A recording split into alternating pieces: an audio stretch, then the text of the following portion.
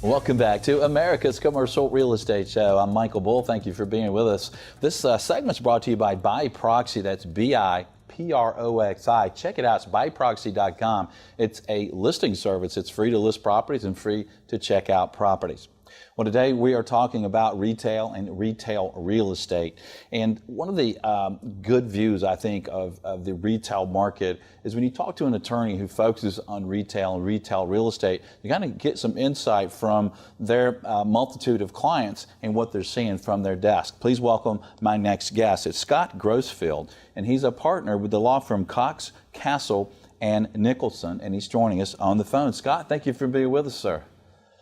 Well, thank you for having me, Michael.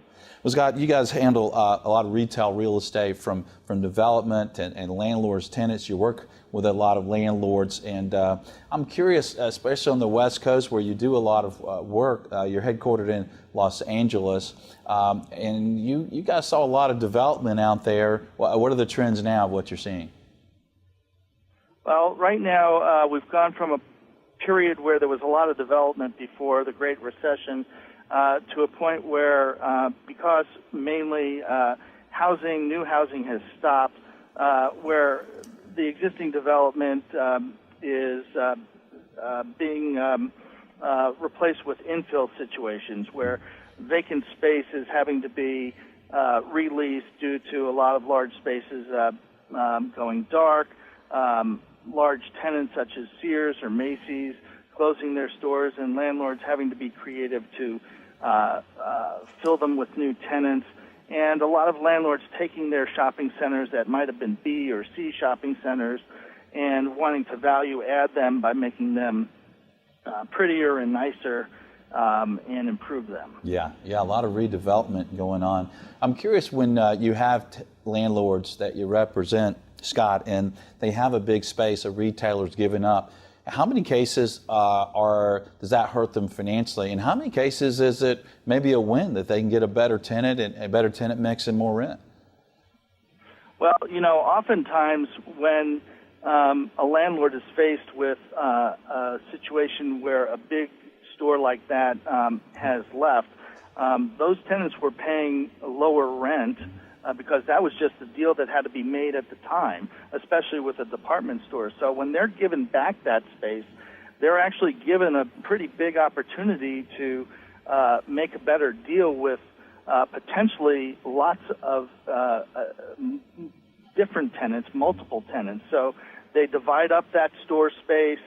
They might have multiple levels, and they can make a lot more money by having that opportunity.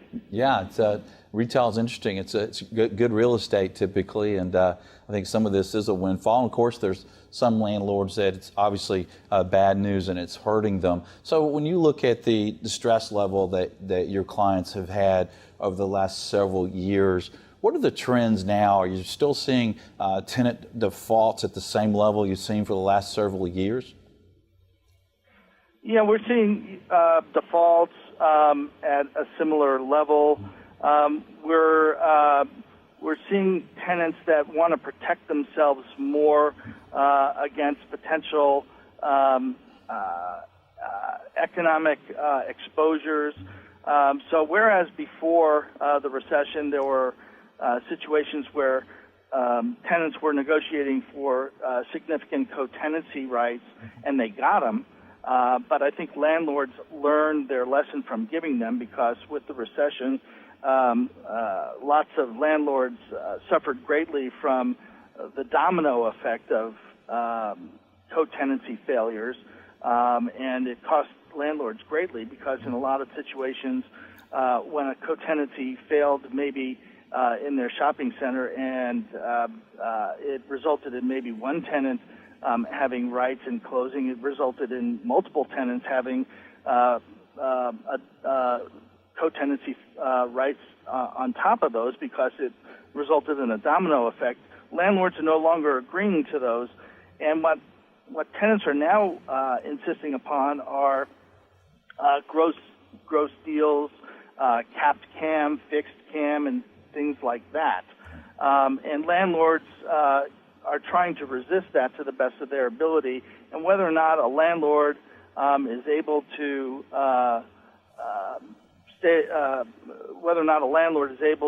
avoid agreeing to a gross deal or a fixed cam will depend upon the relative bargaining strengths of the parties and how good the shopping center is. If the strengths are relatively equal and a landlord does agree to a fixed cam, a reasonable compromise or a compromise that we generally see agreed to is maybe a true-up at an option stage or something like that on cam. Right, and for those of you that might not be doing a lot of retail real estate, these rights for co-tenancy give maybe some of the smaller tenants right to get out of their lease at some point or reduce the rent if a larger tenant goes dark, meaning they're not open there, or they really just shut down and close out the store. And then also the tenants are always concerned about their overall cost for the project and being there, and so they're trying to control their cost, and landlords traditionally retail want to pass through everything. And one of those things that landlords look to for income on a lot of these projects is a percentage rent. And with the internet sales, what are you seeing there? Is that a big lease clause that people are arguing about these days? Well, typically they wouldn't argue very much about what was included in gross sales in a percentage rent clause. But now that internet and omnichannel services are growing, and e-commerce is becoming a bigger factor in what existing tenants are producing as part of their business. Tenants are increasingly trying to exclude from gross sales, and therefore what they're paying as part of their percentage rent, internet sales. So, it's becoming a larger argument and a more significant part of the negotiation in leases as to whether or not internet sales are included in gross sales. For the most part, tenants are trying to argue, hey, if something is not ordered at a point of sale location in the premises, or it's not accounted for as a sale according to their standard accounting provisions, then it shouldn't be included in gross sales.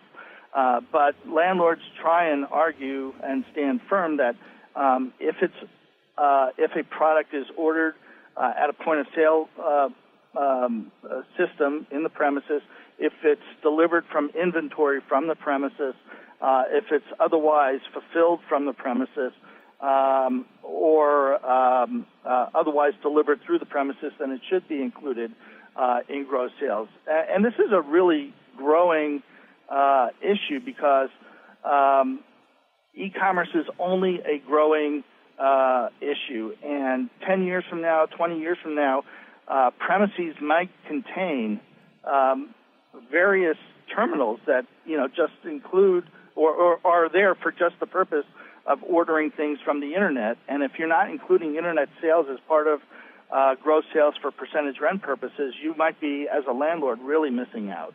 Yeah, I mean, there are a lot of these becoming showrooms, and even the online stores want to have a brick and mortar presence, if nothing else, for the showroom. So that sounds very reasonable. If it's picked up there, delivered there, or ordered there, that it should be part of the gross sales numbers. And it is important to a lot of landlords, right? That's a large part of the income that they're expecting is from these percentage sales. That's right. Yeah.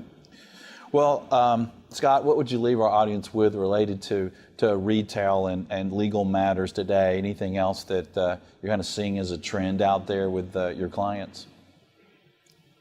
I think that a lot of people and commentators in the industry have a lot to say about e-commerce and how it's impacting brick and mortar retail. The one thing that I would say is Retail is probably the largest segment of the U.S. economy. Brick and mortar retail, I don't believe, is going anywhere. There's always going to be a market for it. It's very resilient. It changes. It has changed over the last 10, 15 years as the internet has grown. It will continue to change, and it will continue to grow. And I just think that what we see today will be very different than what we will see tomorrow, and it will just continue to flourish. Yeah, it's not going away. Scott, good information. Thank you for joining us, sir. All right, thank you. All right, stay with us. We'll have more on retail and retail real estate. I'm Michael Bull. This is America's Commercial Real Estate Show. We'll be right back.